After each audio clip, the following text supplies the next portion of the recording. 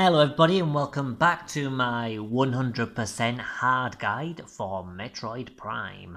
It's actually 100% items, scans and on PAL mode, but that's a little bit too wordy, so I'm just going to call it Metroid Prime 100% hard from now on. Anyway, last time we took down the space station and now landing on Talon 4, chasing after Ridley.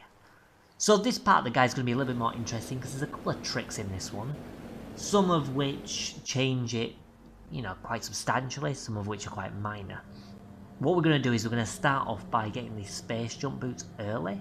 This is a pretty major trick, so it allows us to do some, cool little maneuvers early on and allows us to get some things we wouldn't necessarily be able to get this early on in the game. How you do this in the PAL version differs quite a fair bit to the American version. In the American version you can scan a vine and do a dash jump from there, and that will get you across relatively easily. The PAL version is a lot more of a pain in the ass. What you have to do is you have to climb up here, you go through this door, and you lock onto the furthest possible enemy, which is that dude. You then back up and jump on the ship. Now what I like to do is I like to find the front left thruster and jump up. The problem is that at a certain distance, the lock will break, as you just saw then. What you have to do is find the furthest possible position on the ship where you still have the lock without it breaking. This is going to be like a key factor. You also have to be looking in the direction of the door as well, so there can't be like a wall or anything blocking your path. You have to be pretty much looking straight at the door. So if you went around the long way, again the lock would break. Once you're on the ship, you need to do something called a dash jump. You've probably seen me attempt it a couple of times just then, and show them what happens when it fails. What you do is, while locked on, you need to perform a dash, which is done by tapping B and left or right. Once you've done that, you let go of everything straight away. That will maintain your momentum and you'll fling some extra distance. So when I say let go of everything, I mean like the left trigger and everything. Now this can be quite tricky to do, so I find that if you use the Z button or whatever you use for the map in order to pause the game effectively, you can release all your buttons, unpause it and then do it that way. So like you see here. That will enable you to basically land on a tiny bit of platform there. One thing to bear in mind is there's a bit of a gap in the floor when you jump up here. Make sure you don't fall down, because you don't want to be doing all that again. But once you successfully pull it off, and believe me, it's a lot trickier than it looks, you'll pick up these space jump boots. Now, as you can imagine, being an item that you get a little bit later into the game, this actually allows you to do a lot of things you wouldn't normally be able to do. Anyway, first things first, this is a 100% scans guide, so one thing we need to do is to get some scans in, and here we get a bunch of scans in. At this point I normally like to scan the ship, mainly because this is the point where you're heading towards the ship, because you have to cross the ship to get to the other side. And then after that you'll see a bunch more scans involving enemies. So keep on going through this door.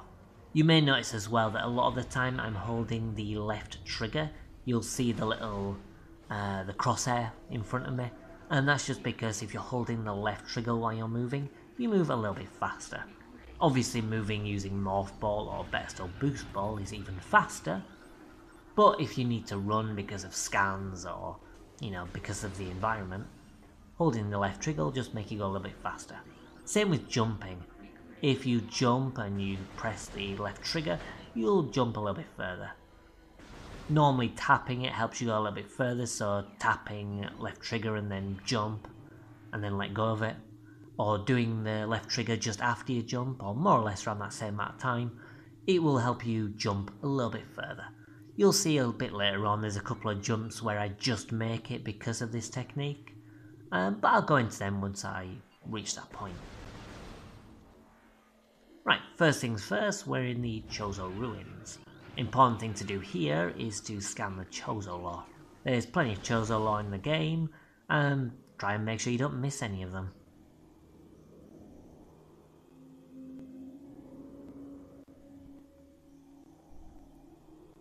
There's actually an item that we're going to pick up early on in the game as well. Normally you have to beat a boss in order to gain the missiles, but here we're going to get the missiles early because we can use our double jump to get up here. Now if you use the technique that I said before where you tap left trigger as you jump, that will actually help you get some extra height in certain places. That ramp, if you push against it while you're jumping, you'll gain like a bit of extra height. Now, I'm not sure if it's really that necessary for that jump. I think maybe just double jumping would be just about possible, if you stand at the high point of the ramp. But it's good to get that extra height to make sure you do it. As for this, you need to move up the ramp a little bit. I normally aim towards where that vine is hanging down in the ceiling, and again do the L jump that I mentioned before, and go towards the morph ball. Once you're at that side, you should have skipped over the trigger for the boss, so you can pick up the morph ball, and then now you'll get the boss trigger. But the good thing is, because we have the morph ball, we can just get out of here. Hell, we've got the space jump, so we don't even have to use the morph ball, we can just jump over. The downside, of course, is that, as you can hear, the boss music will be playing, and it'll be playing for quite a substantial amount of time. But we get to skip a boss.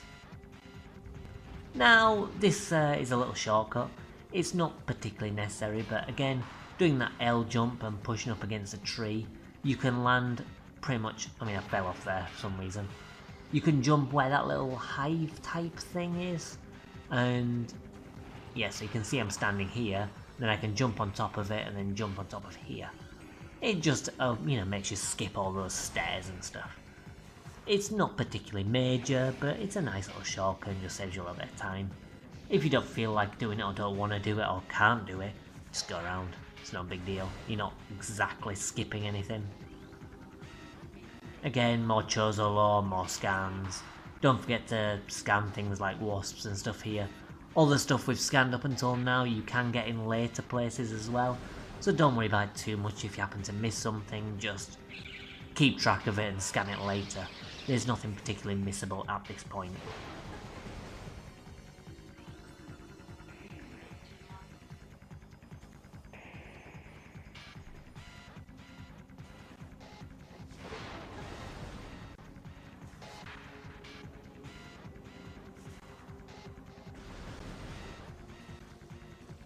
Right, continuing through here, we're now going to get another upgrade. What we're going to do is we're going to get the charge beam.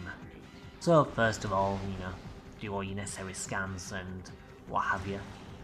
But you'll find that this section is actually quite interesting because you can do it a lot easier with the space jump. Again, another advantage of having it early. So we picked up another missile launcher, which is great. But now you just basically scan this here, jump up here, destroy the mushrooms, scan another, jump again up these ledges. You don't have to worry too much about those tentacles, they're not that much of a threat. In fact, you can skip this one just by missing that platform. And scan your final symbol. Don't forget to scan the laser type things at the bottom as well, and of course the Chozo lore. But you can just do a double jump and get right to the charge shot. So I'm going to scan this and then leap over. And I can do the exact same thing on the way back. Because once you get this weapon, it wants you to test it by destroying the laser eye things. Don't remember the name. But you don't have to worry about any of that. You can just jump straight over them.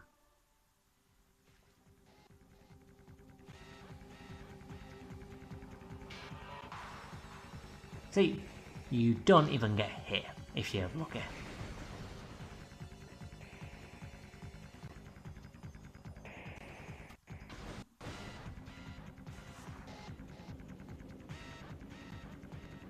Now we've done that, we're going to head to our first boss on Talon 4.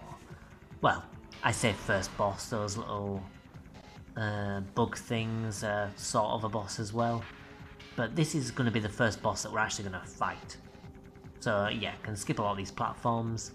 And as you can see here, you can actually jump up there using the space jump just to skip a few of the platforms. Again, none of it's particularly necessary. You've got the space jump you can go through normally, but it's a nice little shortcut.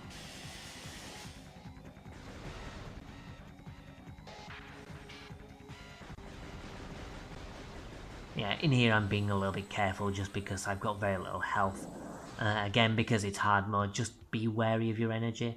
The good thing is those shriek bats often drop energy as well as missile ammo, so you can just kill a load of those and, you know, restore your health that way, to be honest.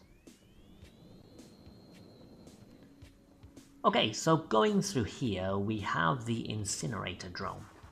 One thing about this boss is that it spawns an enemy type that you only find in this room. So you're going to have to make sure you scan that. Right, so first of all, scan the boss. That's an important thing. We didn't scan the last boss, the little wall bug things, just because those are a common enemy that you can scan at any point.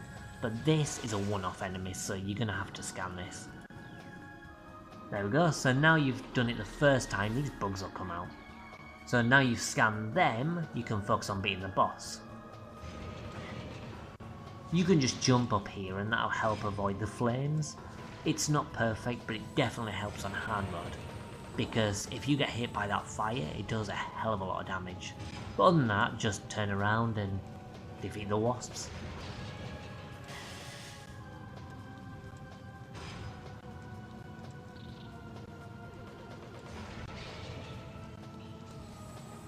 I'm actually making this boss look a lot harder than it is.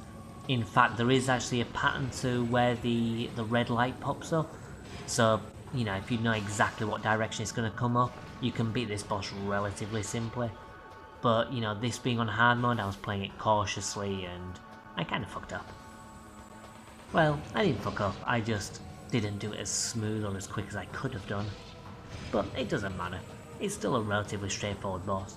As you can see, my health is pretty much, you know, full at the moment, and it never really goes down that much.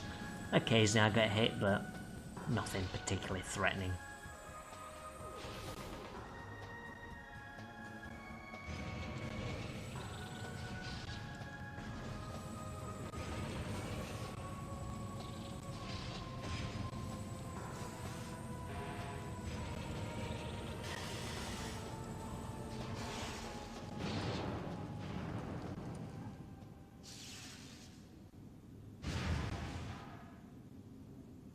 With the boss beaten, we gain ourselves another upgrade.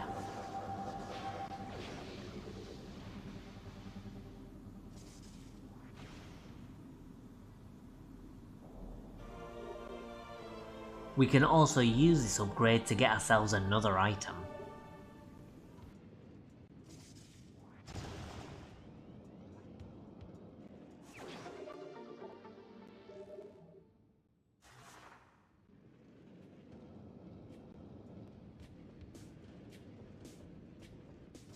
With that being picked up, we're actually coming to the end of the video. There's nothing really much else to say at this point. What we do is we go through the pipe and we just set something up for a little later. While we're here, we go to where the bullfrog is and we can actually take that out. We get sucked in and we just blow him up with a mothball bomb. And then it's just a case of activating the stairs that lead to that door. After that, we're going to head to our next save point and save it there. And I'll rejoin you next time. So I'm going to leave this until next time.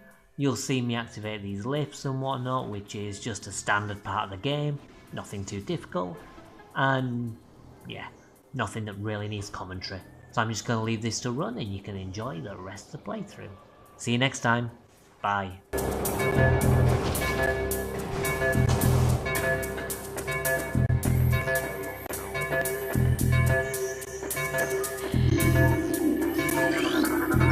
Recording to log.